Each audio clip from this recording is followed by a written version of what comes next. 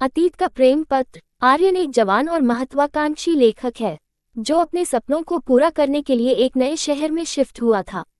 वह हमेशा से एक ऐसा घर चाहता था जहां वह अपनी कहानियों को सुकून से लिख सके और अपने विचारों को स्वतंत्रता से व्यक्त कर सके। उसकी तलाश खत्म हुई एक पुरानी ऐतिहासिक घर में, जहां बरसों पहले उस घर में एक मशहूर लेखक रहा करता था। जब आर्यन ने उस घर में कदम रखा तो उसे एक अजीब सा एहसास हुआ। दीवारों पर समय की परतें जमी हुई थीं और घर में एक खामोशी थी जो उसे आकर्षित कर रही थी। कई दिन बंद घर धूल मिट्टी से भरा था। जैसे ही उसने घर की सफाई शुरू की, उसे एक पुराना लकड़ी का संदूक मिला। संदूक को खोलने पर उसमें एक डिब्बा था। डिब्बे में कई सारे गिफ्ट थे, साथ में एक पीला मुड़ा तुड़ा हुआ प्रेम पत्र मिला जो बहुत पुराना दिखाई दे रहा था। पत्र को पढ़ते ही आर्यन की आंखों में आंसू आ गए, क्योंकि वह पत्र केवल द्वारा मीरा के लिए लिखा गया था। पत्र में केवल ने अपनी गहरी भावनाओं का इजहार किया था और यह भी लिखा था कि वे दोनों एक दूसरे के बिना अधूरे हैं। प्रिय मीरा, मीरा, अब तुम्हारे बिना ये दुनिया बेमानी है। तुम्हारे आने से मेरी दुनिया में उजाला हुआ है। ये पत्र मेरी भावनाओं का एक छोटा सा हिस्सा है।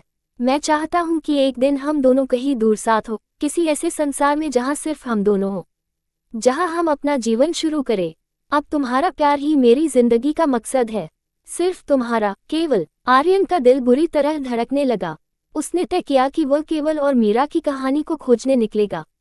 उसे समझ में आ गया था कि यह पत्र केवल एक दस्तावेज नहीं, बल्कि एक अनकही प्रेम कहानी का हिस्सा है जिसे सहेजना जरूरी है। आर्यन ने पहले पड़ोसियों से जानकारी जुटाने का निश्चय किया। उसने घर के आसपास के लोगों से केवल और मीरा के बारे में पूछा, लेकिन किसी को भी उनके बारे में सही जानकारी नहीं थी। एक बूढ़ी औरत ने कहा, ये घर पहले केवल का था, लेकिन वह बहुत समय पहले किसी को बिना बताए यहाँ से चला गया। उसके जाने के बाद उसकी प्रेम कहानी बस एक गुमनाम रहस्य बन गई। लेकिन आर्यन ने हार नहीं मानी।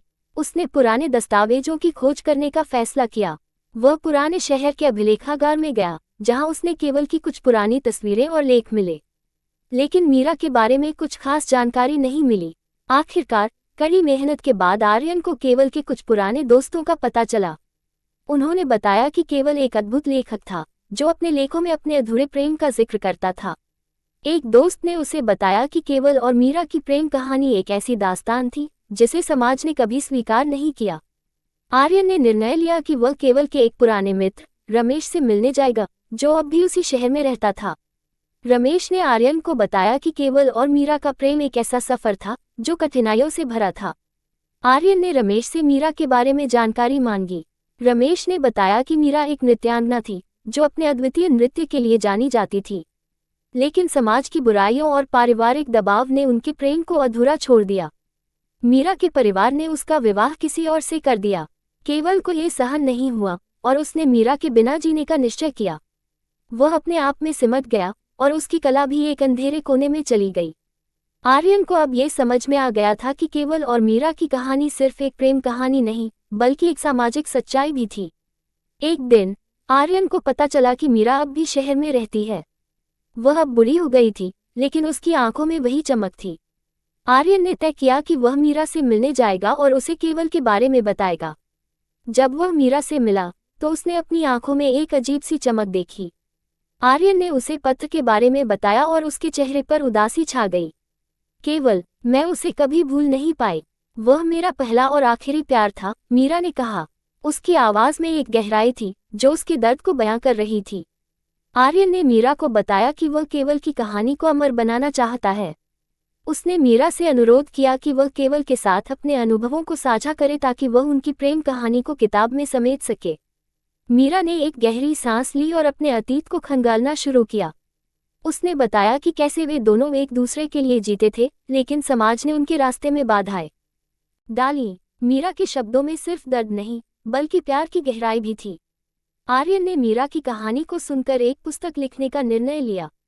वह पुस्तक केवल और मीरा की प्रेम कहानी के साथ साथ उनके संघर्षों को भी उजागर करेगी।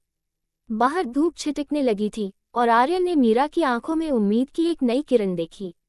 मैं चाहती हूँ कि हमारी कहानी को लोग जाने। यह एक अद्वितीय प्रेम कहानी है जो समाज के बंधनों को तोड़ती है, मीरा ने कहा। आखिरकार आर्यन ने अपनी किताब अतीत का प्रेम पत्र प्रकाशित की, जो लोगों के दिलों में एक नई उमंग पैदा कर गई। कहानी का अंत ये दर्शाता है कि सच्चा प्रेम कभी नहीं मरता। अधूरा रह जाने पर भी वह जीवन में गहराई और प्रेरणा भरता है।